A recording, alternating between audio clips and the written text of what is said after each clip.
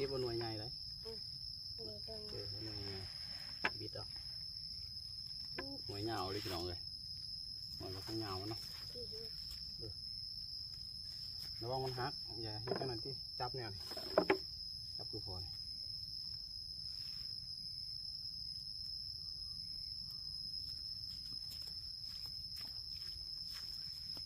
ไล่เตือนเนาะพี่น้องพี่น้องมีตะเพียเลยเก็บเอาเลยพี่น้องไล่เติบเดี๋ยวมืออื่นเนาะก็สิเก็บเอาใหม่พี่น้องเลยหัวตัวนี้มันใหญ่แห้งแล้วเนาะตัวนี้มันใหญ่แห้งเลยเดี๋ยวมันสิแก่พี่น้องเลยไปเก็บอุปกรณ์จะเอาไปขายตัวแรกเนาะพี่น้องได้5 บาท10 บาทก็เอาเนาะพี่น้องเนาะปูก็ได้กินแน่พี่น้องเรือกินกับขายเนาะขายได้5 บาท10 บาทก็เอาก็ได้ให้ลูกไปหุ้งเหียนพี่น้องก็ได้ให้ลูกเอาไปซื้อขนมเนาะเนาะอีก2-3 มื้อก็คือสิลายอยู่พี่น้องเก็บเทื่อหนึ่งก็คือสิลายอยู่เนาะเพราะตัวนี้เขาเก็บรอบแรกเนาะที่ซุ่มที่มันเป็นก่อนพี่น้องซุ่มที่มันเป็นพักก่อนเนาะซุ่มยังหน่อยนี่ก็ลายพี่น้องอีก2-3 มื้อพอได้พี่น้องเลยสบายดีสวัสดีพ่อแม่พี่น้องเบิดสุขุทุกคนเนาะยินดีต้อนรับเขาสู่ส่องบ่าวไฟคนไกลบ้านคือเก่าเด้อพี่น้อง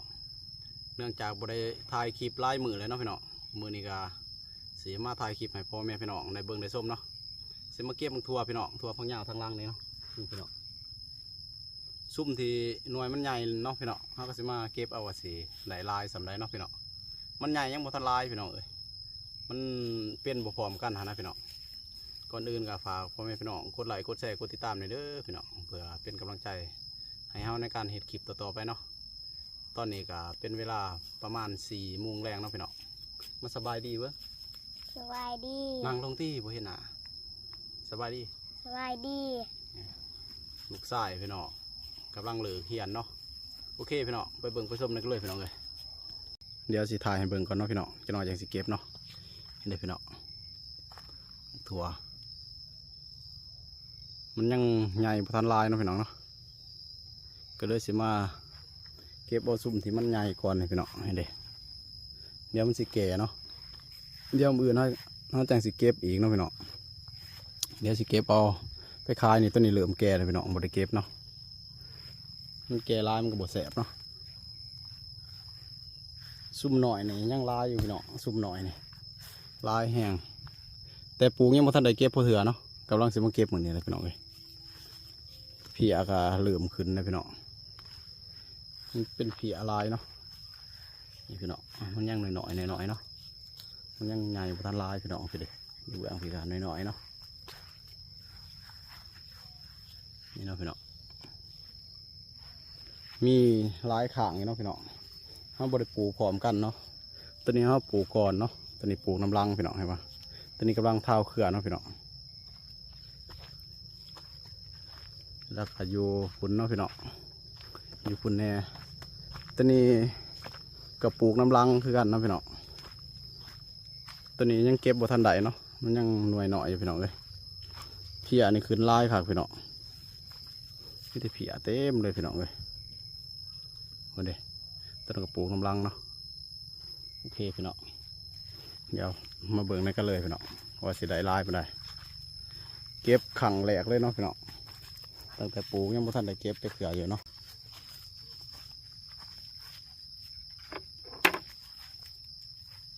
เก็บเอาหน่วยใหญ่เลยหน่วยใหญ่บิดเอาหน่วยยาวเลยพี่น้องเลยหน่วยมันก็ยาวเนาะระวังมันหักอย่าให้ขนาดที่จับเนี่ยจับคือพอ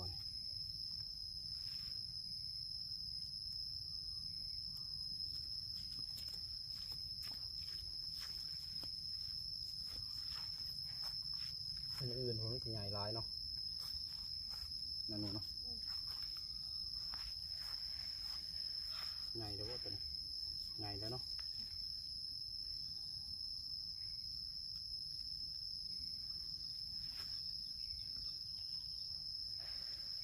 เป็นใหญ่แล้วตัวนี้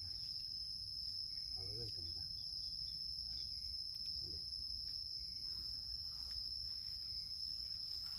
ตัวนี้มือปืนเก็บตัวนี้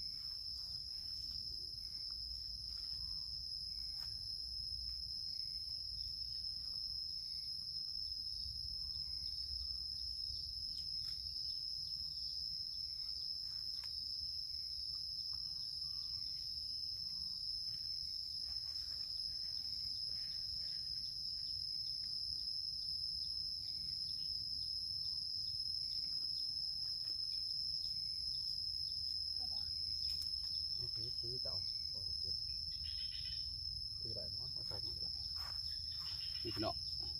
มีแต่หน่วยงามๆเนาะพักใหญ่ๆกันพี่น้องเลย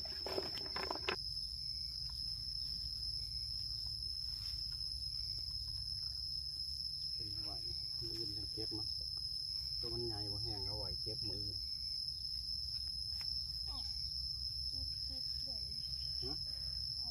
อาจจะที่โทรศัพท์มาครับ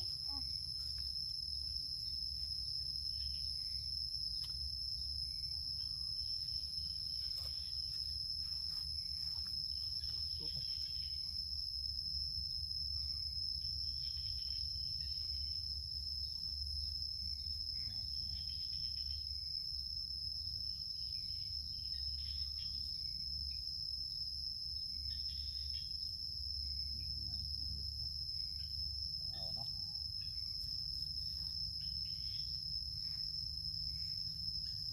เจ้าหน้าขอปูนั่นจะไปครับมันจะทน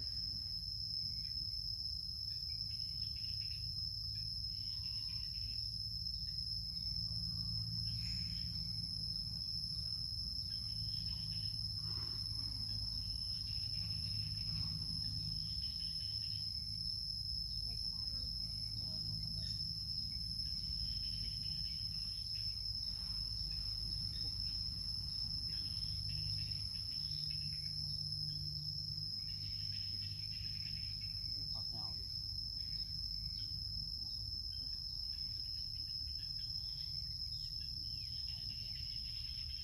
น่าพี่น้องได้หลายเต๋อพี่น้องมีแต่พักเหงาๆพี่น้องสิได้อยู่ประมาณ3 กรัมเนาะพี่น้องแล้วก็เศษกรัม10 บาทพี่น้องเลยขายเบิ่งพี่น้องมีแต่พักงามๆมันพักใหญ่ๆงามๆ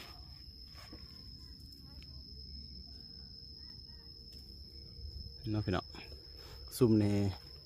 มืออื่นเนาะมืออื่นมือฮื้อพี่น้องมืออื่นมือฮื้อพอดีเนาะซุ่มนี่มันยังบ่ทันใหญ่ลายพี่น้องซุ่มหน่อยๆนี่ลายแห้งเนาะเดี๋ยวมันเป็นลายๆกับเก็บเถื่อหนึ่งก็สิคือสิได้ลายพี่น้องนี่เนาะแล้วก็อยู่ฟังเบื้องนั้นอีกพี่น้อง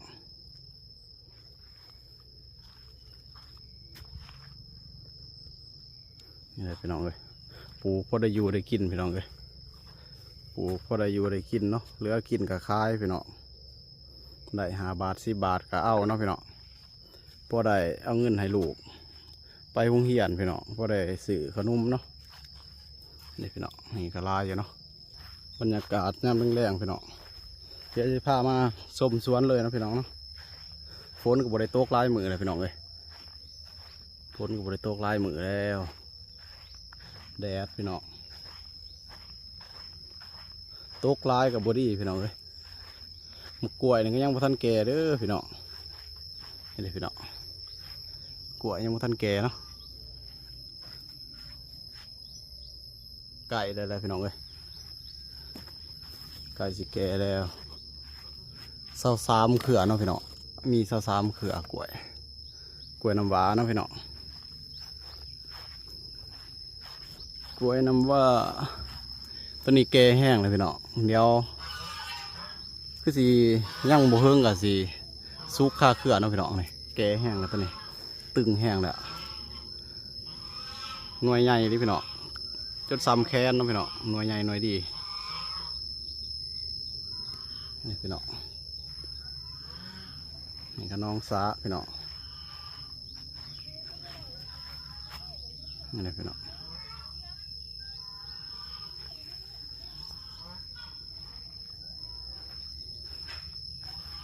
นี่ก็บางหูครับจนคิดว่ามันสิบ่หลอดแล้วเนาะพี่น้องวางส่วงแหลงเนาะมันเลืองเบิดเนาะนี่มันก็ฝืนขึ้นมาแล้วพี่น้องกำลังออกหน่วยพี่น้องเลยนี่ก็กล้วยเนาะพี่น้องแต่มันบ่ทันแก่พี่น้องเลยก็สิประมาณนั้นเนาะพี่น้องนี่ก็11 วีพี่น้องเพื่อนเนี่ย11 วีหน่วยใหญ่เลยพี่น้องเลยมันงามเนาะกล้วยมันงามมันได้ใหญ่ไก่น้อยพี่น้องแม่นี่เรือ7 ตัวพี่น้องเลยเอามาแยกเหลียงเนาะถ้านั่นก็ขอกแมวพี่น้องแล้วก็ขอกนี้เนาะเอาแยกเหลียงพี่น้องค้างใส่ในกันบ่ได้พี่น้องมันตอดกันเนาะ ตอนกันตีกันลายให้พี่น้องขอไก่ฮะแล้วก็ปีกล้วยตัวนี้กำลังออกเครือพี่น้องเดี๋ยวอย่ามองเลี้ยงแหน่เลี้ยงไว้เกลือห่านเกลือไก่เนาะพี่น้องเคี้ยวงามไม่ได้พี่น้องแต่อยู่ในกล่องมันอาจจะบกเคี้ยวปันไดเนาะนี่พี่น้องนี่ก็มาคุงเขากำลังเป็นลูกเป็นหน่วยเนาะพี่น้องเป็นลายอยู่พี่น้องเลยเด้หน่วยยาวๆเนาะพี่น้องหน่วยยาวมาคุงต้นนี่สีผ้ายางส้มรอบๆสวนเนาะพี่น้องโมได้ทายให้พ่อแม่พี่น้องได้เบิ่งลายมือเลยเนาะพี่น้อง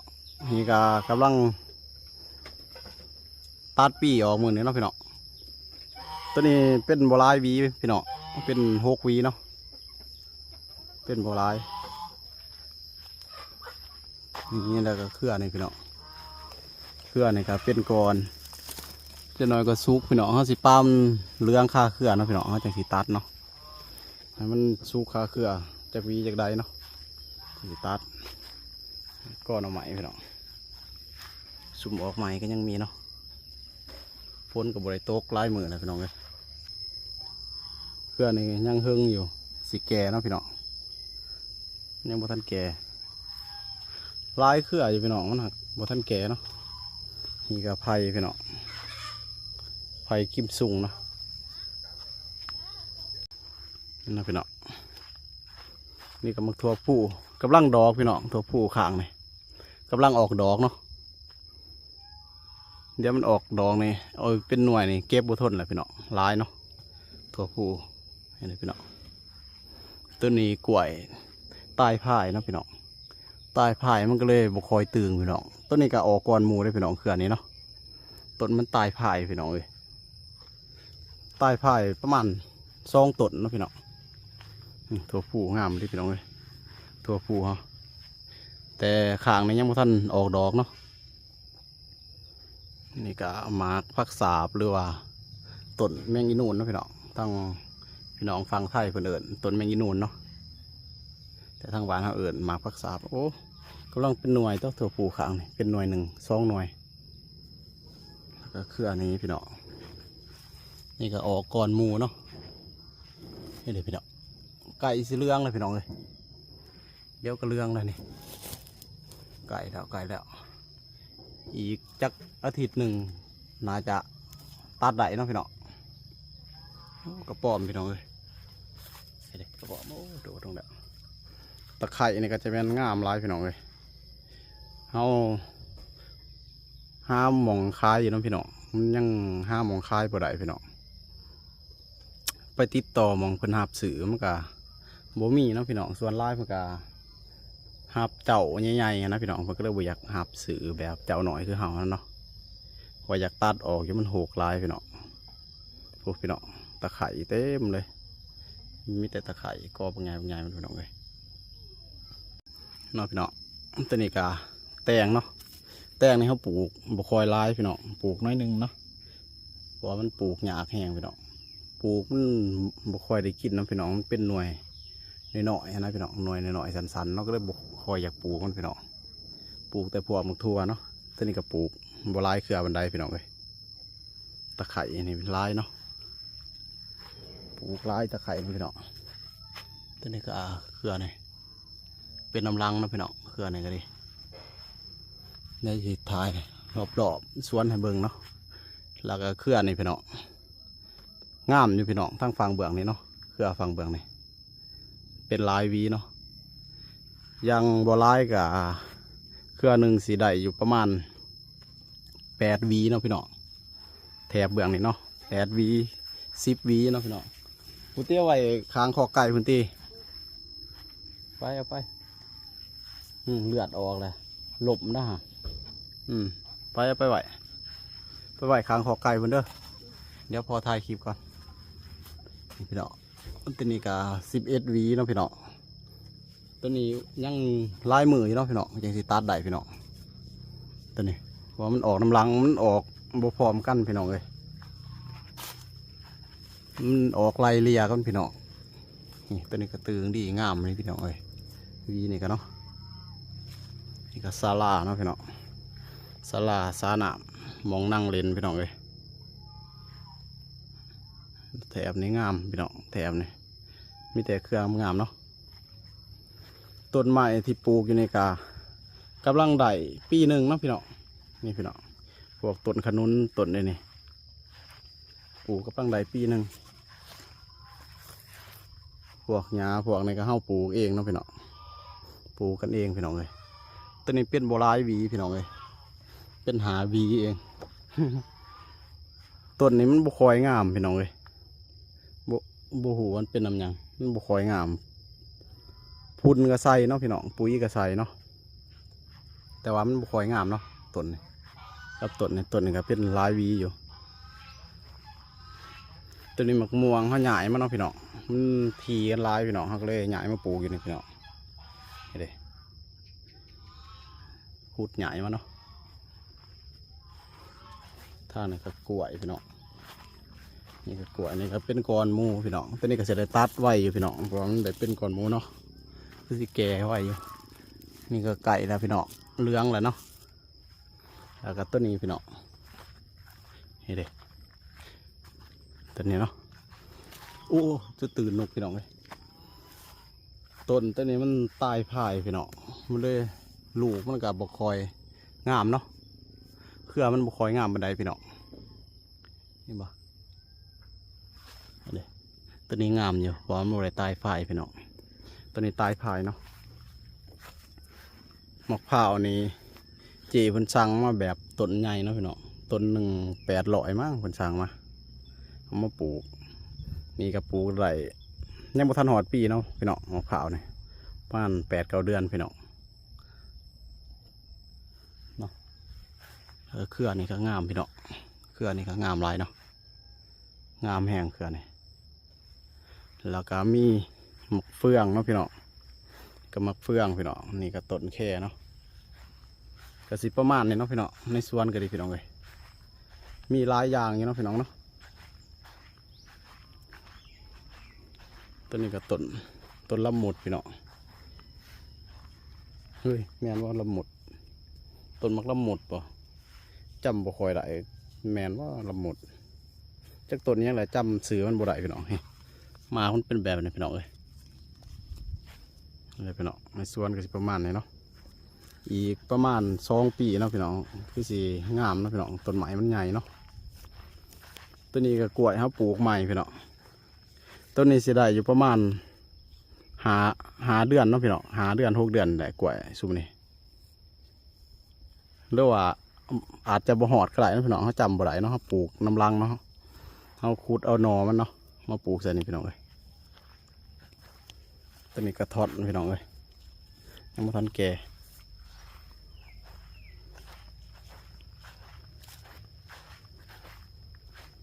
นี่พี่น้องงามอยู่ซุปนี่ก็ดีกล้วยปลูกใหม่นี่พี่น้องงามอยู่เนาะตั้งฟังเบื้องหลังก็สิมีวายพี่น้องก็สิประมาณนี้เด้อพี่น้องป่านสวนพี่น้องโอเคเนาะพี่น้องเราก็สิได้จบคลิปไว้เพียงสำนีก่อนพี่น้องเอ้ยจังได้ก็อย่าลืมฝากกดไลค์กดแชร์กดติดตามพี่น้องเอ้ยเพื่อเป็นกำลังใจให้เฮาในการเฮ็ดคลิปต่อๆไปเนาะพี่น้องเนาะคลิปหน้าพอกันใหม่พี่น้องเอ้ยจังได้ก็ฝากคอมเมนต์ทักทายเข้ามาได้เด้อพี่น้องเอ้ยนี่พี่น้องโอเคพี่น้อง